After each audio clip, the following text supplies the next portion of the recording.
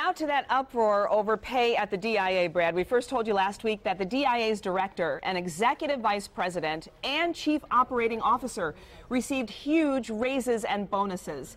It came as the museum asked you, us, the taxpayers, to approve a $23 million annual millage over 10 years. And now there's some bipartisan support calling on the DIA to reconsider that compensation.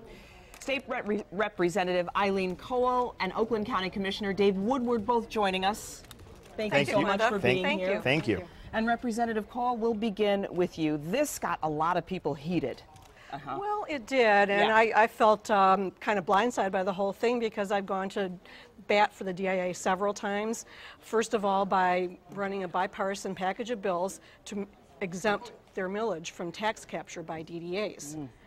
Secondly, we just passed the Detroit settlement package, and I stood up for the DIA in that regard. Some people didn't care if, why do we need a DDA? I don't care if they go away or not. And, you know, I stood up for them and voted for the settlement package in which they were, you know, well protected, as you know. And these are two sides of the aisle coming together because this is just how passionate this issue is. What are you asking the DIA to do? Well, I think it's pretty clear to me that first, acknowledge there's a problem and this was wrong. Second, apologize. And third, fix it. I think the raises are outrageous, especially since this millage was all built on and sold that it was necessary to keep the doors open. And there's just no justification for the exuberance of what those raises are as they became public later last week. Yeah. And so with taxpayers, I mean, is there a move to maybe stop their funds, or that's just going to keep coming in? Well, there is a bill that is actually stuck in the Senate. It was part of the Detroit settlement that the zoo would not be able to renew their millage after the initial 10 years. That's stuck over there now.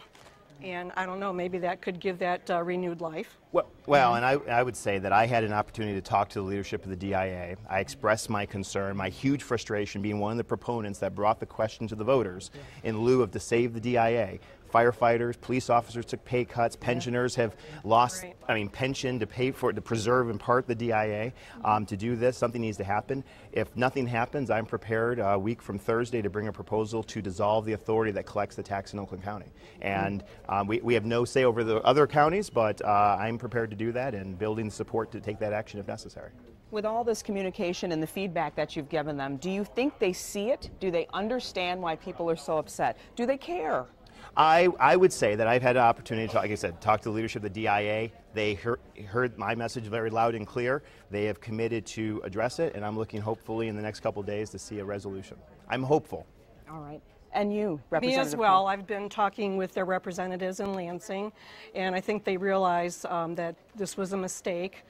If nothing else, it's just bad timing, bad optics, and it's embarrassing, and I believe that something will be done to rectify it. All right. Representative Cole, Commissioner Woodward, thank you so much for joining us. Brad, we're going to send it over to you.